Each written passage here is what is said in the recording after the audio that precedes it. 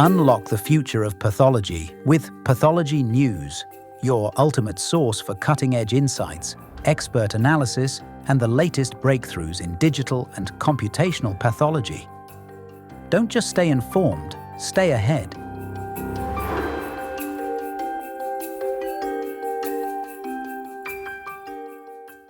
And welcome to another Pathology News podcast episode. Today the conversation is going to be on clinical trials, digital pathology, and how AI is affecting all of that. Now my guest today is Dr. Monika Lamba Saini, who's the Global Translational Pathology Leader at ADC Therapeutics. Now Monika has over 20 years experience in this field, and she's the absolutely perfect person to bring on to the podcast today. Monika, I was hoping you could tell us a little bit about your background and what brought you into digital pathology.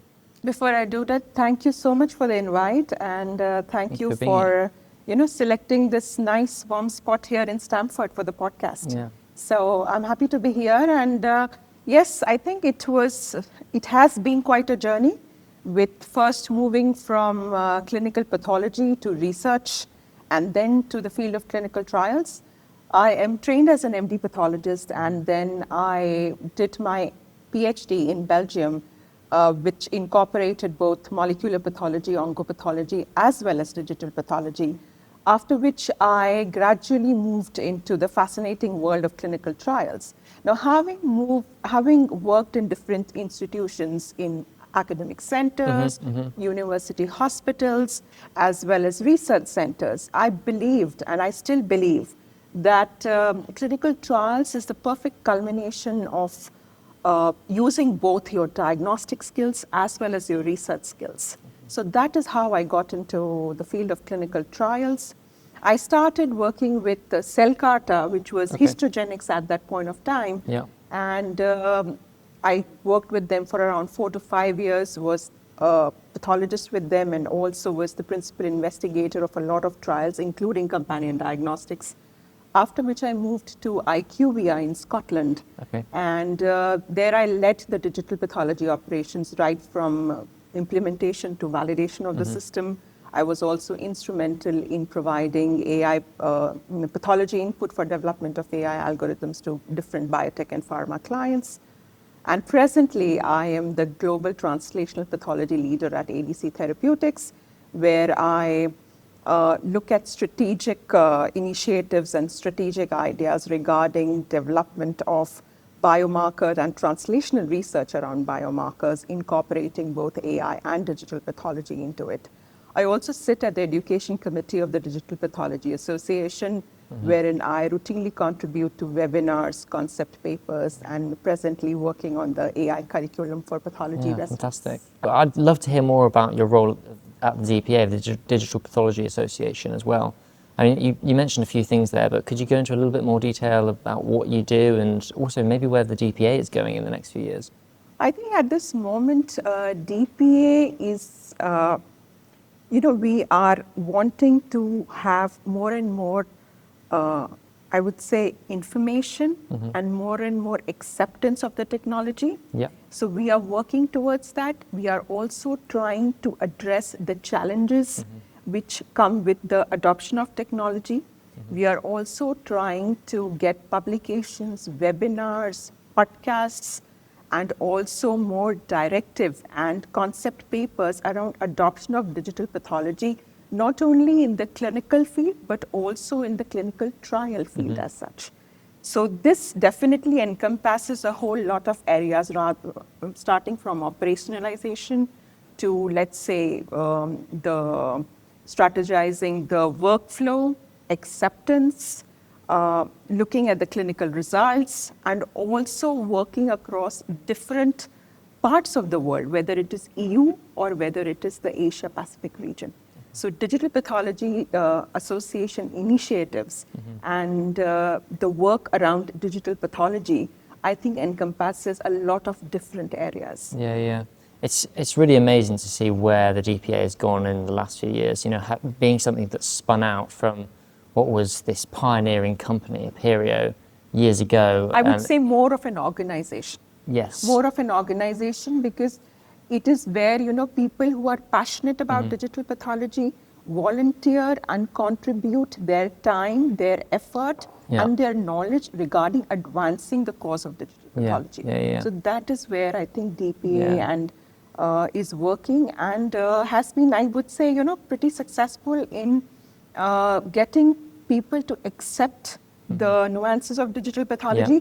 Because as pathologists, traditionally there have been just so many years of training with glass that moving from analog glass to automated systems takes time. Yes. It takes some amount of gentle persuasion, some articles, some peer reviews, some observational studies, and then you have an entire change of culture around the adoption of the technology. I think DPA has played a fantastic role in that. Certainly. And obviously we are moving towards talking more about newer concepts regarding digital pathology or the challenges we are having, or right now obviously with the integration of AI and computational pathology, there is more and more, I would say, energy trying to derive and benefits around the technology and also to address the challenges and regulatory aspect which comes with adoption of the technology. And this is a really complex domain, or is becoming a more complex domain now. And you've mentioned a few things like regulation there that hopefully we're going to get into in depth in this conversation, which I'm quite excited for.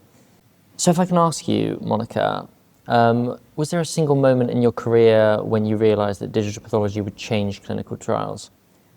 Yes, I believe so. I think it was, whenever people ask me this question, I always think of this and classify digital pathology acceptance and operationalization as pre-COVID era and post-COVID era. Yes, yeah. Because when COVID started, it was, I would say, initially difficult because everybody was accustomed to coming to the hospital, seeing their slides under the microscope. And within 1 month of COVID, I think it was around March 2020, where the College of American Pathologists, they won a waiver with CPS so that you could review slides remotely. After that 1 month, I think FDA also issued guidelines of reviewing slides remotely, and there were guidelines regarding how pathologists could work remotely and keep themselves and their family safe. At that point of time, I was working with CellCarta, and we were digital at that point of time. And I realized we were inundated with work compared to CROs who were still doing glass at that point of time. Also, I realized within those 6 months, because each clinical trial, you need to train pathologists for observing a specific parameter or reading a biomarker in a certain way. So what I realized that within those 6 to 7 months, those trainings which were always in person, so the trainee pathologist would visit the centers and then train the different pathologists for assessing those biomarkers in the studies. That training went from in-person training to virtual online training. That means And that happened overnight, did it? Or was that a staged process? It was a staged process, Yes, I would say. But again, it was something which I would say pharma quickly adapted to. And we realized that the trainings are now going to be online. Which happened in a way that platforms were built and you could assess those responses. First of all, you get trained online. And after the training, you have to assess those slides, put up your responses, and you could enter them depending upon when you had the time. Pharma and CROs both realized that this is a very great way of moving the training forward, because otherwise it is a logistical headache, trying to get the trainer pathologists to all the centers and then trying to train pathologists in a fixed period of time. So that thing I think was that was a game changer. Also, because I was already working for an organization which was digital, we had much more work compared to organizations which were looking at glass that time. So I think that was such a strategic shift. And also the regulation coming from FDA and, the directives coming from FDA, I think that strategic shift really changed the ecosystem of digital pathology and how it was accepted by both the hospital and the industry, and how it would move forward from that point of time. Thank you. Yeah, great answer.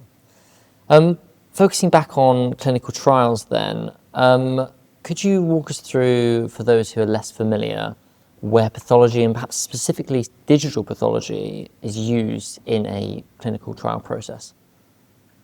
Okay, now digital pathology is used in a clinical trial process, not only, I would say, in the workflow, but also it is used as a diagnostic device. Yeah. Now, with digital tools gaining traction, we are seeing more and more of these being also used for drug development. Yeah. But if I have to generalize, as you mentioned, clinical trials, so for clinical trials, digital pathology right now is being used for something which I believe is one of the most important advantages of using digital pathology, that is central review. Okay. Now, many of these trials use, let's say, high throughput HE staining, or we are using IHCs or multiplex staining. And central laboratories usually have a standardized, validated method of analyzing, have a better handle on analytical techniques, and also the instruments are standardized and validated to get the results which are more reproducible and more accurate. Yeah.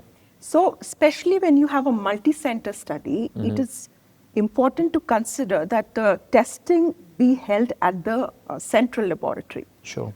Also, central laboratories traditionally have pathologists, with more experience, and digital pathology has helped the pathologist at the central pathology to have, a blinded peer review of the slides and also of the diagnosis and the grade if required. Similarly, central laboratories also behave like a hub and spoke model, wherein they have access to different pathologists, different specialists, and people can then collaborate because the slide is scanned and is available at a digital platform. Also, it improves the quality of life of the pathologist. I also mentioned previously about training in terms of clinical trials. So training, again, is pretty much online right now, and people do training online at their time, sometimes with a trainer, sometimes even virtually, and then you can assess your responses. Yeah. Additional advantage of using digital pathology with clinical trials is, I believe, the logistical advantage. I mean, you need to otherwise ship slides across continents, and sometimes that is a logistical nightmare. So I think that also has definitely impacted the trial timelines in a very positive way, and also led to more collaboration. And right now, since the slides are scanned and they are in a cloud, so you can collaborate on those slides in a better way. You are also losing less time in going to the basement of, wherever your center is and trying to retrieve the slides or trying to organize the slide. So it is definitely impacting clinical trial timelines and cost in a better way. Great. Now, we've spoken a lot about digital pathology in clinical trials there, but let's take a step back and talk about traditional pathology. Can you talk us through where that's used in a clinical trial space? Now, pathology is right now being used, I would say, pretty much in every step of drug development and clinical trial. Because clinical trials, now what exactly are clinical trials? Clinical trials are basically very carefully designed studies wherein we are having human volunteers as participants, and these studies help to evaluate the safety, efficacy, and dosage of a particular treatment. So pathology per se, right from assessing the diagnosis, assessing the grade of the disease, and also looking at pathology parameters which help us to enroll, stratify, and to randomize patients into different arms of the trial. So I think that eligibility criteria is very, very important. Yes. Apart from that, when we look at pathology parameters, they are also used as response parameters or response criteria, either as standalone criteria or in combination with clinical endpoints. Yeah. A good example of this right now is the minimal residual disease, which is being used. Yeah. So that minimal residual disease, depending upon how much disease is left after the particular treatment. So we have a partial response or a total response, and this is categorized by the pathologist. So as far as targeted therapy, immune therapy, oncology-related trials, and more trials moving towards precision medicine, I believe pathologists have a very unique perspective because they understand the biology and pathology behind the disease, and they are also able to understand the limitations of the laboratory parameters. Yes. So I think they have a very unique perspective, and right now, I would say the last time I think I discussed it with a person who works in the clinical trial industry, I think there are close to 100, 150 pathologists working in the clinical trial industry, Yeah. and we need more. Yes. We need Yeah. Well, we're lacking pathologists, and Yes. perhaps that's Pretty much everywhere. digital pathology and Everywhere. AI can Yes. hopefully help in that domain. Oh, those are, I think, what we are looking at it right now. Yeah.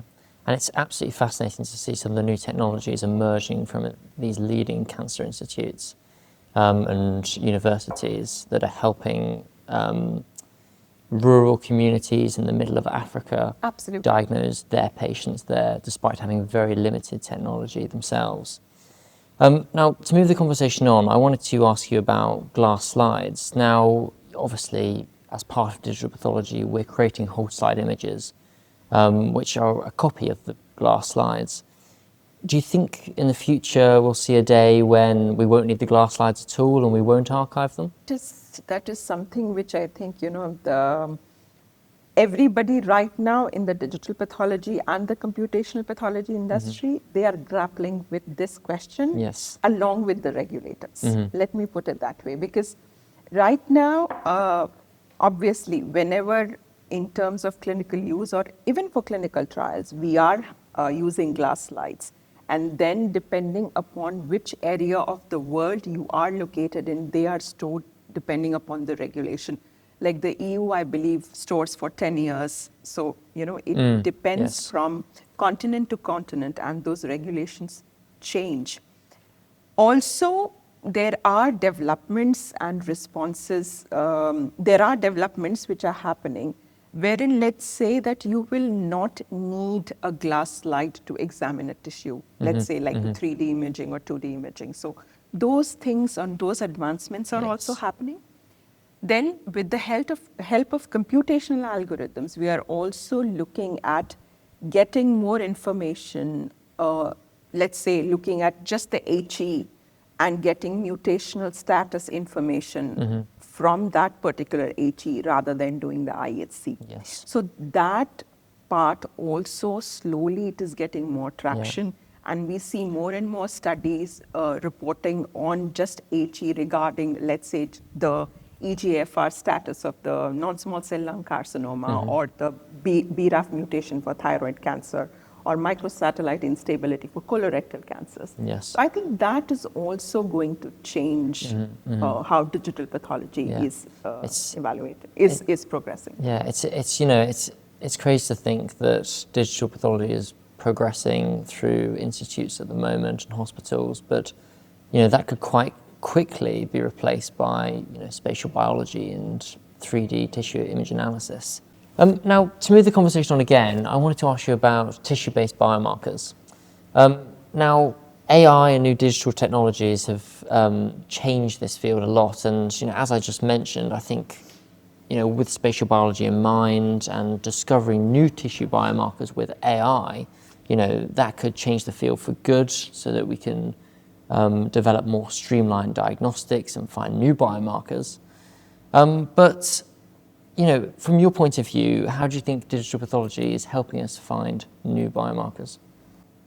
Digital pathology actually has really transformed the way biomarkers are now being evaluated, and also we are moving into era of biomarkers which have been developed with the help of AI augmented pathology, which can only be done by computational techniques rather than a pathologist evaluating it. So I believe there has been a lot of, that is one area where I think digital and computational pathology has really made an impact as far as clinical trials is concerned, or even in the clinical space. Yes, yeah. So I think that area has been really advanced by digital pathology, because right now, earlier, what would happen with a biomarker? Now, a biomarker is something which basically looks at an objective characteristic, Yes, or yeah. quantifies, let's say, a biological process or a response to the treatment, or it could even be a part of the disease. So that is what a biomarker quantifies, and it helps the pathologists and the clinicians to diagnose a disease, to stage a disease, to treat a disease. Yes. Now, what has happened earlier, what would happen is that pathologists would read the biomarkers, and this could be subjective, and it could have intra-observer and even sometimes inter-observer variability. Yes. Now, with computational techniques, what has happened is that there are algorithms which are able to quantify these biomarkers at pixel level, at cell level, even at subcellular level, and come up with responses, or come up with results which are more automated, which are more reproducible, and there is not so much variability, which is important for precision medicine. I think that has been a game changer. But apart from just looking at it that, okay, this can be done and this is quantifiable and reproducible, also, like I work in drug development, and we have to sometimes, do a lot of evaluation for tissue microarrays. So wherever high throughput is required, and you sometimes have to look at a microarray TMA, which is like 160 cores, 180 cores, and you are spending hours on it. And the algorithm can definitely do it in less than, 10, 15 minutes, sometimes even faster. So that also has revolutionized the biomarker space. Apart from that, these two, there have been development of biomarkers which look at the staining, or look at the characteristic which we want to classify, not only at the cellular level, but also at the subcellular level. And this has been true recently for ADCs, which, everybody knows about the TROP2 study, which came out of the AstraZeneca Roche, wherein they looked at TROP2 as a biomarker with a particular quantitative continuous scoring algorithm, which helped to enroll more patients, and patients who would respond better to that treatment. Yes. So I think that has also, been a great game changer. And obviously, right now we talk of looking at these biomarkers not only at a cellular level, but also at the subcellular level. We are also looking at evaluating the distance between these, between the cells, or looking at tumor infiltrating lymphocyte stills. Yep. Now, pathologists can quantify these stills, but to actually say that, okay, this is the distance between these two immune cells, or this is the distance from this tumor cell to this immune cell, which can sometimes give you valuable information about the pathological process. That is not possible with just the naked eye. You need automated algorithms and software which help you to analyze the tumor microenvironment, and also the spatial heterogeneity and the context with it. Yeah, it's absolutely fascinating. Digital pathology isn't just changing the identification of biomarkers, but the entire landscape and how we look at it. We're looking at it through a different lens now, with all of this new capability and automation that it's providing. I think it's fair to say that there's a real future for digital pathology in clinical trials, and to move the discussion onto AI some more. Can you tell us a little bit about how we're using AI, or more specifically, digital pathology augmented with AI in clinical trials today? I think we've spoken about this regarding the use of AI augmented digital pathology in terms of quantitation of biomarkers and also in terms of the workflow as well. But apart from that, I think one of the biggest impact of AI augmented or AI driven digital pathology has been in translational research and drug development. Because right from the target identification, wherein you have now screening platforms which helps you with lead app optimization in a much quicker fashion, to indication selection. So all these have definitely been, I would say, positively impacted by AI-driven digital pathology.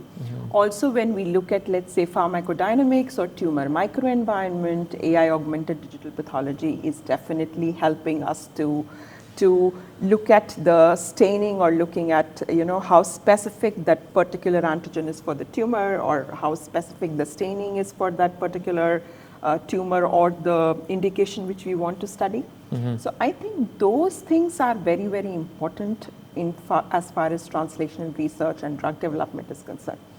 Also, apart from this, not only AI augmented digital pathology, but also AI is now, we see more and more development and involvement of AI around predictive modeling as far as protocol development is concerned. Yes. Wherein we look at the AI can actually screen and integrate data from different modalities. And it can also help with getting the data, assimilating the data, and doing a better predictive protocol which helps with better screening and eligibility criteria.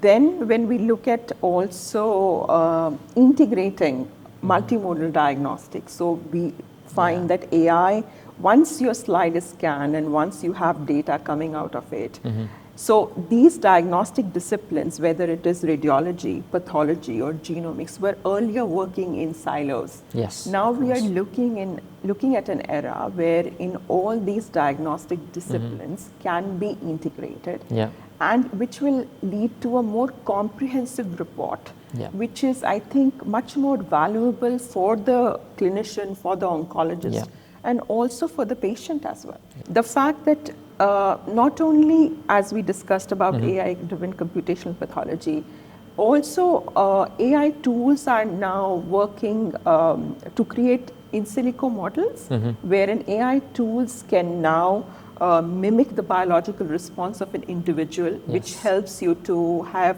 a better and stricter eligibility criteria for recruiting into a clinical trial. There is also this concept of digital twins, wherein AI helps to not over-rely on the placebo arm, because they are able to mimic the response there. So those tools are also being used in clinical trials.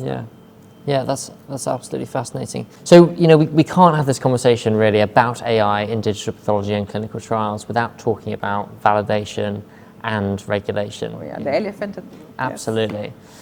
So, from your experience, can you tell us a little bit what validation looks like within clinical trials where AI in digital pathology is used? You know what? I believe right now this is such a dynamic field. AI augmented digital pathology or AI driven biomarkers or digital biomarkers. I believe everybody is right now, and even the regulators are grappling with this AI driven digital pathology or AI driven computational pathology. But as far as my experience is concerned, whenever we talk about validation, I think there are 3 to 4 important concepts in validation, wherein we look at the algorithm pathologist correlation. Normally, we try to have more than 1 or 2 pathologists so that there is more correlation and there is less bias when we are developing the algorithm. I would also recommend creation of very standard SOPs regarding how that entire process was created. then there is also this ROI, whether we have created that algorithm on a particular hotspot or the whole slide imaging. I think that is also very important. And also to look at quality assurance by sending, unstained slides to another institute or another hospital or another part of the organization to look at whether those results are similar to yours wherever the algorithm has been developed. Now, having said that, there are regulations which are being proposed and which are being discussed, and that is something which the regulators are also looking at. That we are wanting to have, let's say that these AI-driven studies should be under, there should be validation right from the time wherein the slides are scanned. So there is validation across the digital pathology infrastructure, right from when the slides are scanned to the point where the slides are being viewed at the monitor. So that entire process needs to be validated in a clinical trial. Yeah. Then we also look at that the clinical trial data which is coming out from digital pathology and AI-driven digital pathology has to follow GDPR principles. Patient data is secure and it has to comply with the HIPAA laws. So I think that is also very important. Apart from that, I think we've also had, I believe last year FDA had come out with directives regarding regulation and advice regarding the development, regarding the entire life cycle development of a particular AI-assisted device when we are using in terms of digital pathology. So they have advocated for multidisciplinary expertise. They have also advocated for, making sure that your test data set is very different from your validation data set. Also looking at post-deployment monitoring, surveillance, continuously upkeep of the software, and to make changes and upgrades whenever required. Yeah.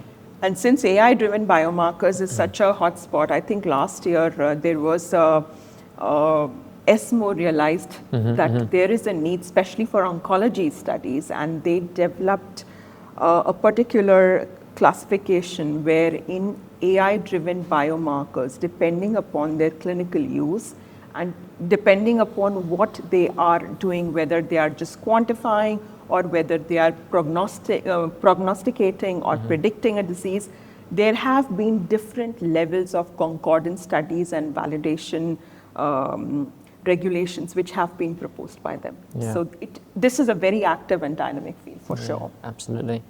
So we've spoken a lot about digital pathology and AI there, specifically within clinical trials. But do you think with its capabilities, sponsors of clinical trials have become to expect the use of digital pathology and AI as a norm from their CROs? I believe so. I mean, look at one of the major sponsored last year in 2025.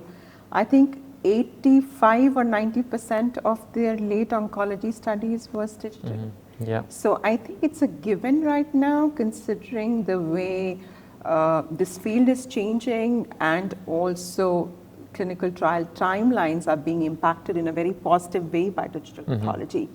I have also noticed CROs going into collaborations or partnerships with different AI vendors. Not only CROs, even pharma actually, to be honest, pharma and biotech as well. You will hear of many industry collaborations pretty much every single day now. Yes. Because the field is so dynamic that they want to get the AI involved right at the drug development process. Then obviously, if a CRO has capabilities of executing and driving the clinical trial further, then obviously that CRO becomes their first choice. Thank you. Bringing the conversation back to why we do all of this then, and that's really to support patient health and improve patient care. And looking into the future, do you see digital pathology and AI, beyond what we've talked about today, supporting clinical trials further? I definitely I would say so, because I mean, the digital pathology industry by around, let's say, 2030, it's supposed to be those are the predictions we have, is going to be a $1.7, $1.8 billion industry. Yes. And we are looking at, significant, I would say not all clinical trials, but at least significant number of clinical trials, especially when you come to fields like oncology or even metabolic diseases. Yes. I think that is going to be driven by digital pathology and also AI augmented digital pathology. So those are, things which we foresee. I've already spoken about, how digital pathology has changed the way AI biomarkers or biomarkers are being quantified using AI-driven digital pathology or AI augmentation. So that we have already spoken about. We have spoken about the spatial context to it, or looking at the tumor microenvironment, or looking at TILs for that matter. Now, digital pathology also helps in collaboration, because ultimately your data is in the cloud. It helps you to collaborate across different platforms with different organizations, helps you to get second opinions in a much more effective and time-effective manner. Also, I believe the way digital pathology or digital tools are going to help in the design of clinical trials, whether in terms of in silico models, whether in terms of better patient recruitment, by using tools and also using platforms which screen patients for better eligibility for a particular trial. Yes. So those tools are also going to impact timelines. Yeah. I've already spoken about digital twins. So that is also going to help how digital tools are going to advance clinical trials. And then we have agentic AI, wherein we find that the AI learns from the trial data itself and is able to manipulate and able to automate the tasks independently. Also, with the help of digital pathology and computational pathology, I believe the trial data, I hope the trial data is more diverse than what we have right now. Yes, yes. So it should lead to more diversity of trial data, which will help precision medicine and more targeted therapy for patients who are tailored to that. So that is also something which I think is going to be important. And I also hope and believe that there is always going to be a human in the loop to oversee all these processes, because that's something which is very important. Yes. We have to have accountability, transparency around these algorithms, and obviously governance and regulatory approvals will get us. Yeah, absolutely. And I couldn't agree with you more. We look at industries that went digital years ago and started using AI and machine learning. You look at trains or planes, there's always a human sat there in the driving seat. Absolutely. And I don't think that will ever change, and healthcare will probably follow that same example. Absolutely.